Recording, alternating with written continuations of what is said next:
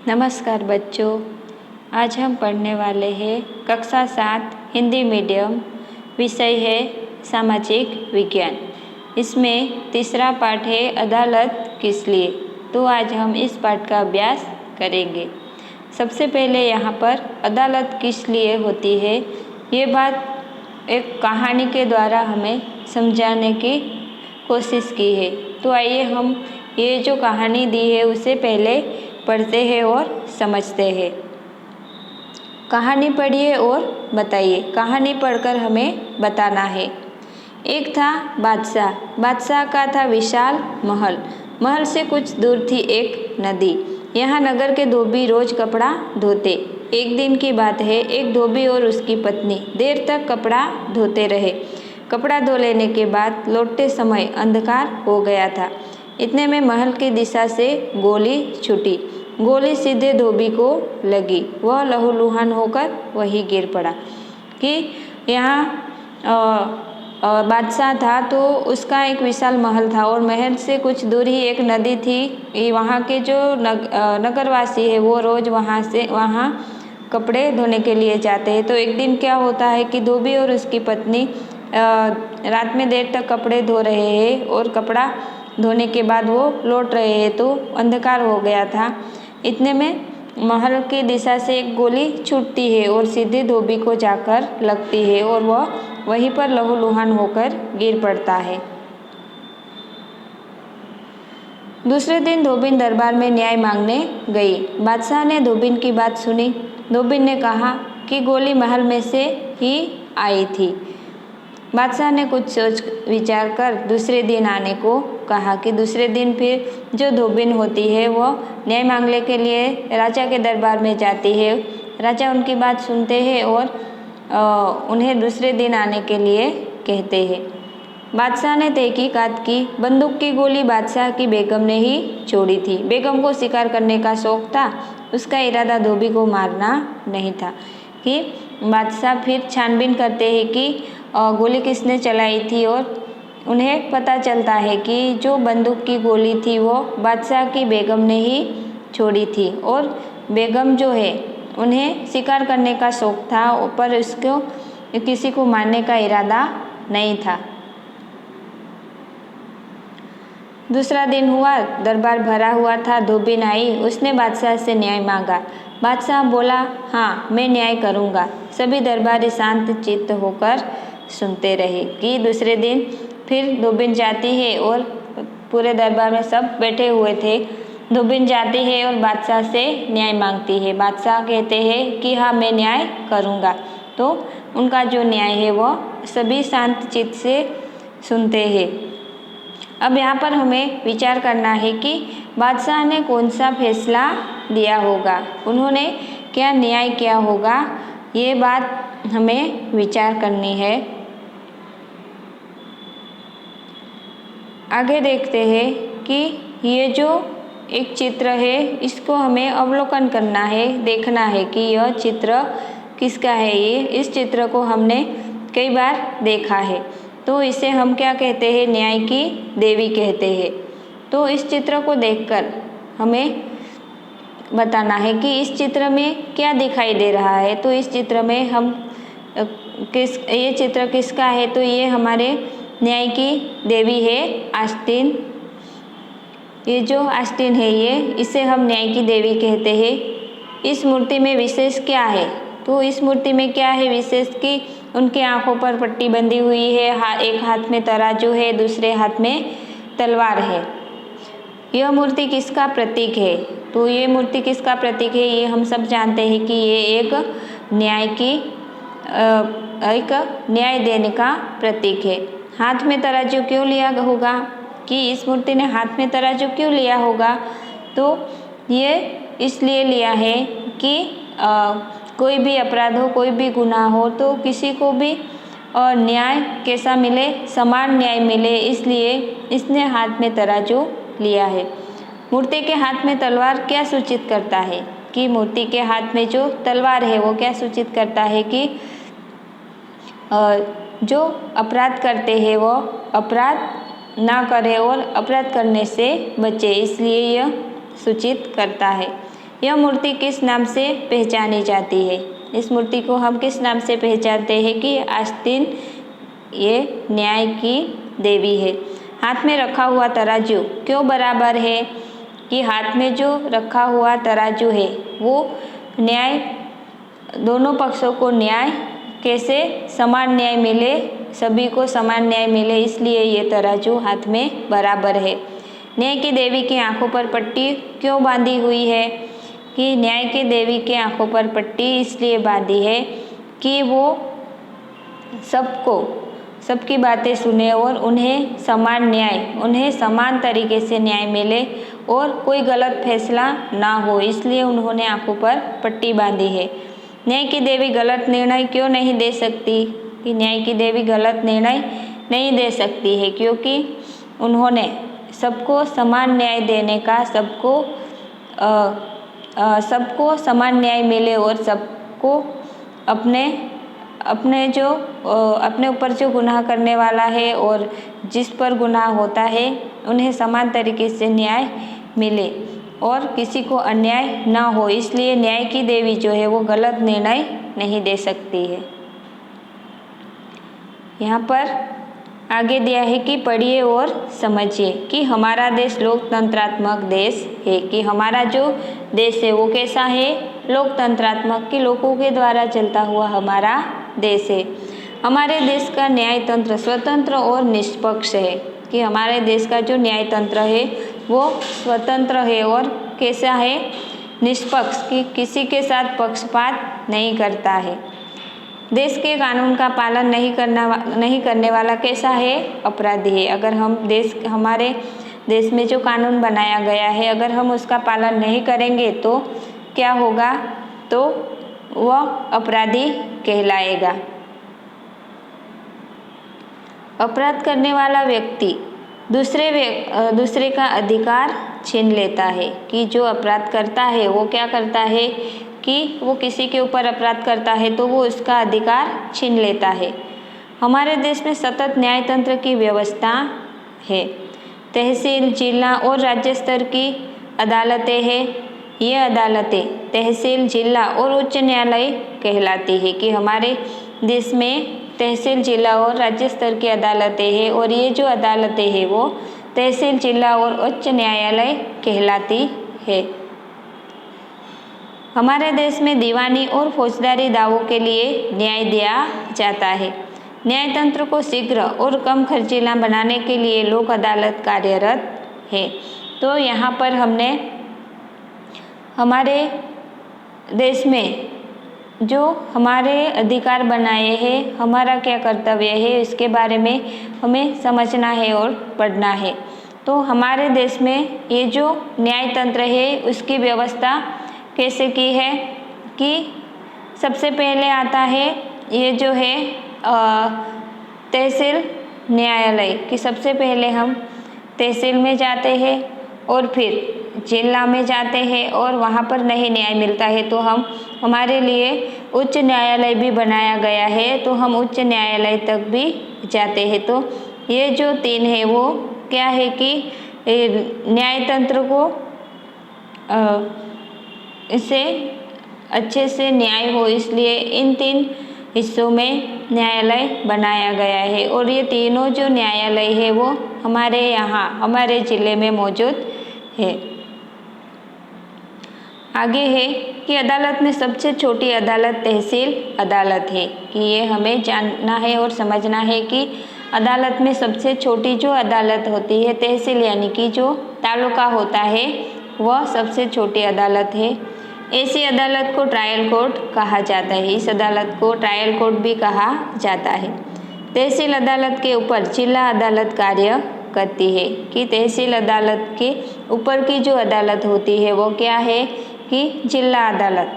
जिला अदालत का प्रधान जिले की सभी अदालतों का प्रधान होता है। कि जो जिला अदालत का प्रधान होता है वो उस जिले का सभी अदालतों का क्या होता है? वो प्रधान होता है। राज्य की सबसे बड़ी अदालत को हाई कोर्ट भी कहा जाता है। कि राज्य की सबसे बड़ी अदालत जो होती है उन्हें हाई कोर्ट कहा जाता है। हाई कोर्ट राज्य की सभी अदालतों में बड़ी अदालत है। कि हाई कोर्ट जो है वो राज्य की सभी अदालतों में से बड़ी अदालत है। हमारे राज्य का उच्च न्यायालय ईस्वी सन 1960 में स्थापित हुआ था। कि हमारा जो उच्च न्यायालय है वो कौन से साल में स्थापित हुआ था? 1960 में स्थापित हुआ था।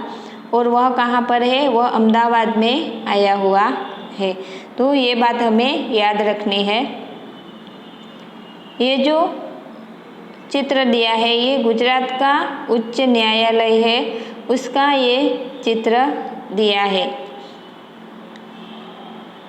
आगे और एक किस्सा है वो पढ़ते हैं कि हंसाबा की जमीन। छोटा गांव, यहाँ एक जमींदार रहता था। पूरे गांव में इस जमींदार के पास अधिक जमीन थी।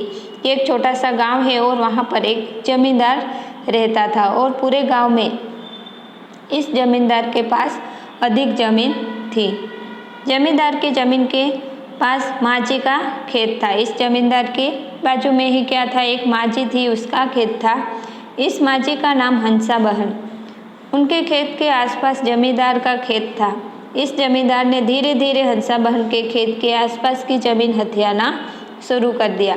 कि इस जमींदार ने क्या किया कि जो माझी थी हंसा बहन, तो उसके पास ही जमींदार का खेत था। तो जमींदार क्या करने लगता है कि धीरे धीरे जमींदार उस हंसाबा के खेत के आसपास की जमीन हथियाना शुरू कर देता है। पूरे गांव में अधिक जमीन वाले इस जमींदार से सभी डरते थे और पूरे गांव के जो लोग हैं वो इस जमीन वाले इंसान से डरते थे, क्योंकि उनके पास सबसे ज़्यादा जमीन थी और वो पैसे वाला भी था, तो उनसे सभी डरते थे। इस प्रकार काम करते करते जमींदार ने हंसाबा की आधी जमीन हड़प ली थी। कि इस तरह से थोड़ा थोड़ा करके उन्होंने क्या किया था? हंसा बहन की जो जमीन थी वो आधी तो हड़प ली थी। जमींदार ने हंसा बहन की जमीन हड़प ली। कि जमींदार ने हंसा बहन की जो जमीन थी वो हड़प ली। इस जमीन के बदले में हंसाबा को दूसरी कोई जमीन या रुपया भी नहीं देता था। उन्होंने उनकी जमीन तो ले ली, पर उन्होंने उसके बदले में हंसा बहन को ना ही तो कोई दूसरी जमीन दी और ना ही पैसा दिया। अंत में हंसाबा ने जमीन वापस लेने के लिए तहसील अदालत में आवेदन किया। कि इसलिए फिर हंसा बहन क्या करती है कि वह हंसा बहन तहसील अदालत में उसके लिए आवेदन पत्र देती है। उसकी ज़मीन उसने हथिया ली थी। तो जमींदार और हंसा बहन ने अदालत में अपनी अपनी दलील दी। न्यायाधीश ने दोनों की दलीलें सुनी। न्यायाधीश ने हंसा बहन के पक्ष में फैसला सुनाया। कि वह तहसील अदालत में जाती है और फिर दोनों को वहाँ पर बुलाते हैं। दोनों ने अपनी अपनी दलीलें रखी और फिर न्यायाधीश ने दोनों की दलीलें सुनी और न्यायाधीश ने हंसा बहन के पक्ष में फैसला सुनाया।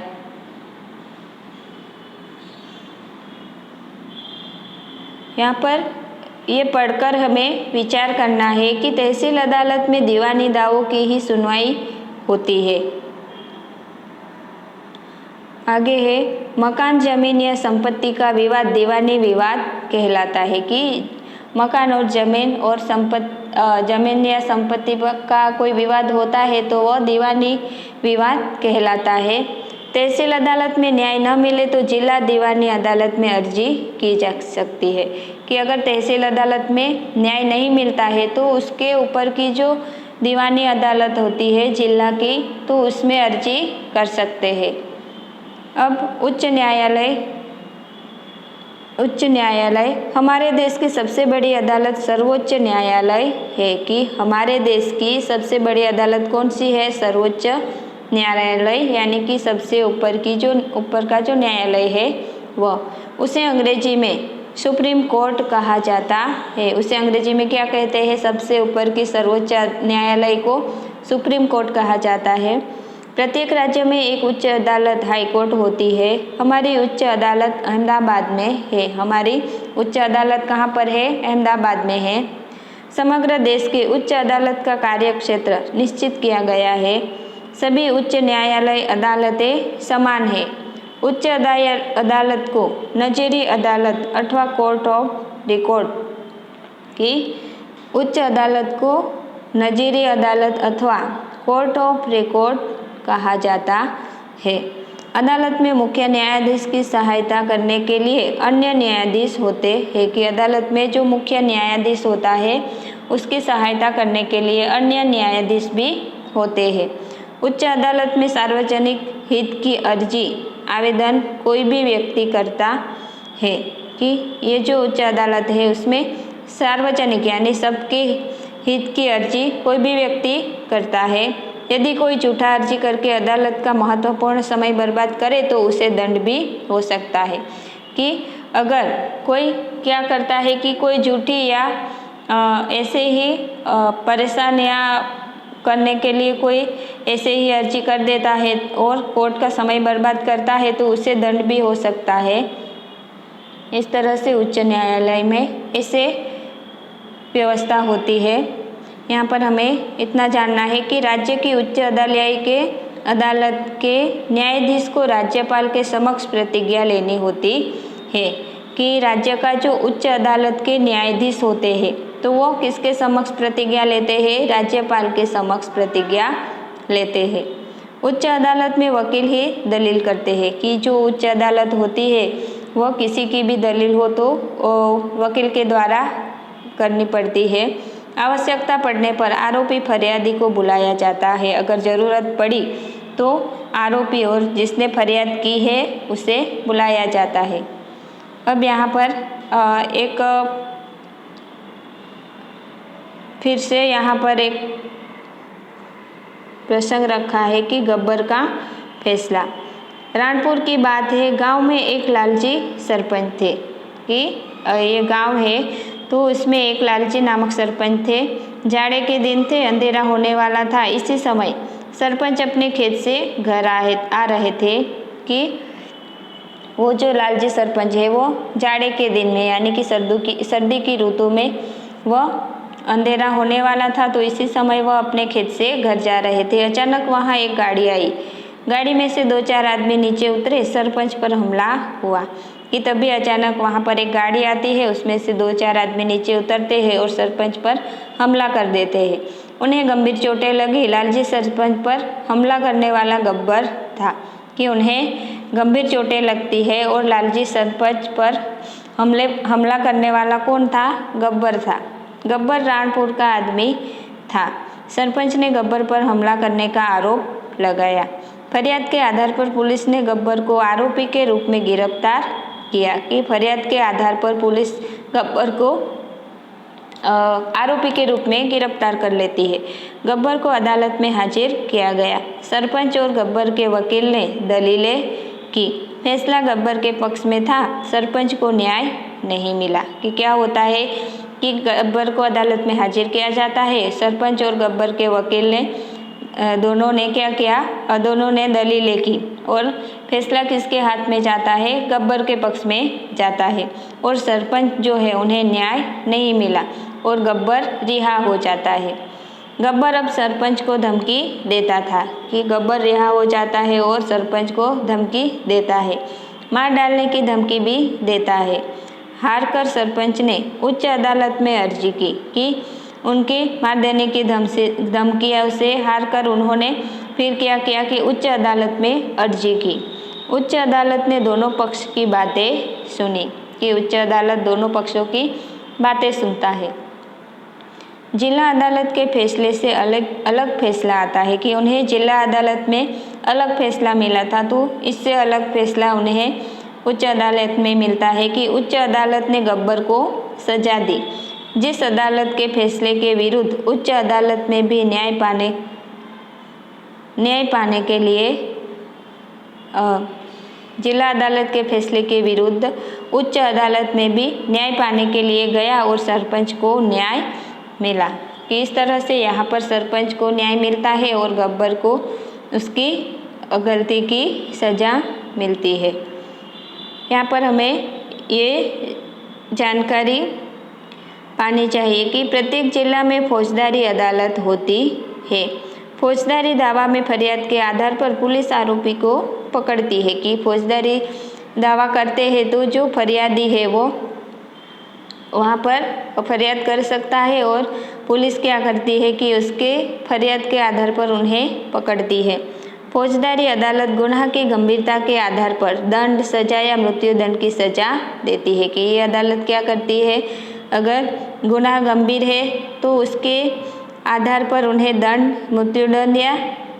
मृत्युदंड की सजा भी दे सकती है।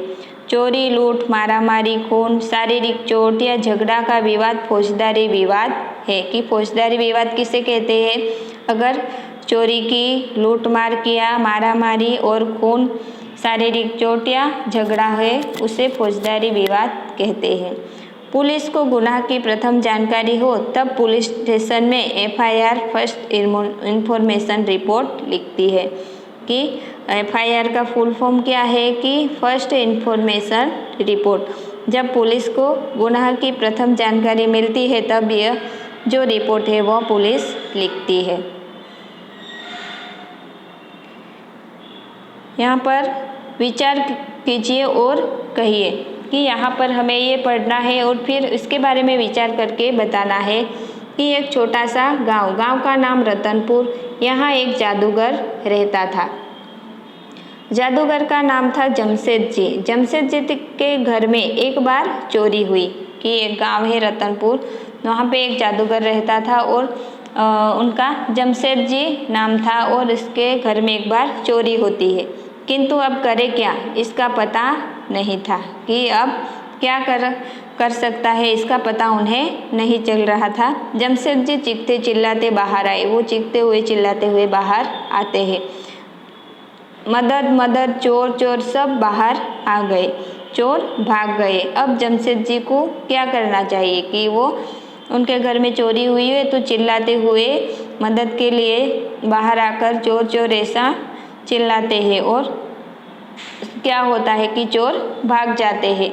अब जमशेद जी को क्या करना चाहिए, कि चोर तो भाग जाता है तो उन्हें क्या करना चाहिए, कि उन्हें फौजदारी अदालत में अपना उनके यहाँ जो चोरी हुई है वह जाकर उसमें फर्स्ट FIR दर्ज करवानी है और फिर उसके आधार पर उन्हें न्याय मिल सकता है। यहाँ पर एक और है कि जुगनू नाम का सिरफिरा आदमी था। यानी कि वो सिरफिरा यानी अच्छा आदमी नहीं था। सब उससे डरते थे। किसी को लूट लेता था, किसी को मार डालता था। आसपास 100 किलोमीटर तक कोई जुगनू का नाम नहीं लेता था। कि वो एक सिरफिरा आदमी था, अच्छा आदमी नहीं था, तो सभी लोग उससे डरते थे। और वो क्या करता था कि किसी को लूट लेता था, किसी को मार डालता था। तो इसके कारण आसपास के 100 किलोमीटर तक कोई भी उसका नाम भी नहीं लेता था, क्योंकि सब उनसे डरते थे। इस इलाके में एक समाज सेविका बहन आई। कि उस इलाके में एक समाज सेविका, समाज के लिए कार्य करने वाली एक बहन आती है। उन्होंने जुगनू के जुल्म से सभी को छुड़ाने के लिए उसके विरुद्ध शिकायत की। कि उन्होंने ये बात जानी और उन्होंने क्या किया कि उनके जुल्म से सभी को छुड़ाने के लिए उसके विरुद्ध वे शिकायत करती है। फौजदारी गुनाह था, इसीलिए सीधे जिला अदालत में शिकायत की। कि ये एक फौजदारी गुनाह है तो उन्होंने सीधे जिला अदालत में शिकायत करी। अदालत में केस चला, किंतु जुगनू के विरुद्ध कौन बोले। कि अदालत में केस तो चलता है पर जुगनू से सभी डरते थे, इसीलिए उनके विरुद्ध कोई नहीं बोला। सब जुगनू से डरते थे। सभी के डर के कारण सेविका बहन केस हार गई। कि उनके साथ कोई भी खड़ा नहीं हुआ, कोई भी उसके बारे में नहीं बोला। तो इसके कारण क्या होता है कि ये जो सेविका बहन थी वो केस हार जाती है। गांव के लोग बिना डरे सही जुबानी दी होती तो अदालत ने क्या फैसला दिया होता। अगर गांव लोग डरते नहीं और उस सेविका बहन के साथ रहकर जुगनू के बारे में बोलते तो अदालत ने उन्हें यह फैसला दिया होता कि वह जो कर रहा है वो एक गुनाह है और खराब कार्य है, तो इसके लिए उन्हें सजा होती और वो ये सब गुनाह करने से ये सब गुनाह करना छोड़ देता अगर गांव वालों ने इस बहन का साथ दिया होता। तो इस तरह से यहाँ पर जुगनू से डरकर किसी ने उस सेविका बहन को साथ नहीं दिया था और इसीलिए ये जो जुगनू है वो गुनाह करने से नहीं रुकता है। विचार कीजिए और कहिए कि अदालत में कौन कौन होते हैं। कि हमें यह विचार करना है कि अदालत में कौन कौन होते हैं। एक तो न्यायाधीश होता है, दूसरा जो है वो वकील होता है, एक जो फरियादी है वो होता है, और एक कौन होता है कि जिसने अपराध किया होता है वो भी होता है। और उसके साथ ही जो दूसरे उनका जो गुनाह है वो साबित करने के लिए हम किसी को लेकर आते हैं तो वो भी होते हैं। तो इस तरह से अदालत में इस तरह के लोग होते हैं। जैसे चित्र में दिखाया है कि ये न्यायाधीश साहब है और ये वकील है और ये अपराधी है। तो इस तरह से यहाँ पर इतने सारे लोग होते हैं। अदालत में कौन कौन दलील करते हैं कि अदालत में कौन कौन दलील करते हैं कि अगर किसी से लूटमार हुई हो, चोरी हुई हो, किसी के साथ कोई अपराध हुआ हो, जमीन मिलकत या किसी भी तरह शारीरिक तरह का कोई भी अपराध होता है तो वो सभी अदालत में दलील करते हैं। ऐसे कैसे विवाद अदालत में आते हैं कि जिस तरह से अभी हमने देखा है कि किसी के साथ कोई अन्याय होता है या फिर कोई किसी का कुछ भी दूसरों की मिलकत हड़प लेते हैं, तो ये सब ऐसे जो विवाद होते हैं वे अदालत में आते हैं। अदालत फैसला क्यों दे? अदालत फैसला क्यों देती है कि ताकि सबको समान न्याय मिले और जिसका अधिकार जिस वस्तु पर है या जिस चीज़ पर है वो उन्हें मिले, इसलिए वो फैसला देती है। अदालत फैसला न दे तो क्या हो कि अगर अदालत फैसला नहीं देती है तो जो गुनाह है वो कभी नहीं रुकेंगे और वो बढ़ते ही जाएंगे, और किसी व्यक्ति पर कोई गुनाह हो रहा है उन्हें नहीं रोकेंगे तो वो और भी बढ़ते जाएंगे। इसीलिए अगर अदालत फैसला नहीं देती है तो इस तरह से हमारे समाज में या हमारे यहाँ पर अव्यवस्था खड़ी हो। अदालत का फैसला गलत हो तो क्या होगा कि अगर अदालत का फैसला गलत है तो जो सच्चा व्यक्ति है उन्हें न्याय नहीं मिलेगा। अदालत में जाने का पैसा ना हो तो क्या होगा? अगर अदालत में जाने के लिए पैसा हमारे पास नहीं है तो हमारे साथ जो अन्याय हुआ है उसका न्याय हमें नहीं मिलेगा और उसको हमें सहना पड़ेगा। यहाँ पर हमें इतना जानना है कि न्याय की प्रक्रिया से जुड़ी व्यक्ति से क्या करना है, मिलना है। और अगर किसी कोई न्याय प्रक्रिया से जुड़ा हुआ व्यक्ति है तो उन्हें हमें मिलकर क्या करना है कि इस व्यक्ति के निम्नानुसार जानकारी एकत्रित कीजिए कि अगर कोई न्याय लेने के लिए अदालत में गया है तो ऐसे व्यक्ति से मिलना है और उनसे पूछकर ये सब जो सारी जानकारियाँ है वो लिखनी है कि उसमें फरियादी कौन था, जज, वकील, दीवानी दावा, फौजदारी दावा, गिरफ्तारी, वारंट, अपील। तो इन सब के बारे में हमें ऐसे व्यक्ति से मिलना है और फिर ये सब जो चीज़ें हैं वो हमें भरनी है कि वारंट, अपील, FIR, असील, जुबानी या फिर हिरासत। ये सब जानकारी जो है वो हमें यहाँ पर उस व्यक्ति से जाकर मिलने के बाद भरनी है। गुनाह की जानकारी, किस अदालत में दावा करें और क्या करेंगे कि अगर घर में चोरी हुई है तो किस अदालत में दावा करेंगे कि हम यहाँ पर फौजदारी अदालत में दावा करेंगे और उनसे हमें न्याय मिलेगा। किसी ने घर हड़प लिया है तो हम किस अदालत में दावा करेंगे और क्या करेंगे। फिर लूटमार कर चोर भाग गए हैं, फिर तहसील अदालत में न्याय नहीं मिला तो ये सब गुनाह हुआ है और वो किस अदालत में दावा करना है और फिर इसके बाद क्या करेंगे। अगर वहाँ पर हमें न्याय नहीं मिलता है तो तहसील अदालत में, तो फिर हमें आगे क्या करना चाहिए, ये सब बातें यहाँ पर लिखनी है। अदालत न्याय देने का कार्य करती है। अदालत में न्याय देने में गलती न हो इसके लिए अच्छी तरह से छानबीन करने के कारण कभी कभी न्याय करने में समय लगता है कि अदालत जो है वो क्या कार्य करती है कि वो न्याय देने का कार्य करती है। अगर अदालत में न्याय देने में कोई गलती न हो इसके लिए अच्छी तरह से छानबीन करने के बाद उन्हें न्याय देने में समय लगता है, क्योंकि अगर अच्छी तरह से छानबीन नहीं की तो सच्चे व्यक्ति के साथ भी अन्याय हो सकता है। इसलिए छानबीन करने के कारण कभी कभी न्याय देने में हमारे यहाँ समय लग जाता है।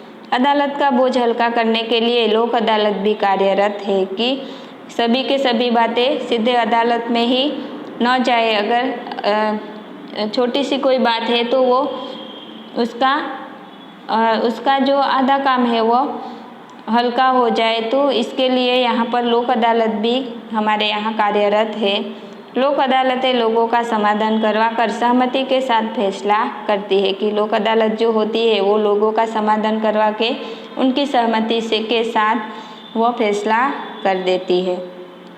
तो इसके साथ ये पाठ पूरा होता है। ये पाठ अच्छे से पढ़ना है और समझना है। यहाँ पर स्वाध्याय में प्रश्न दिए गए हैं, वो आप लोगों को इसके उत्तर लिखने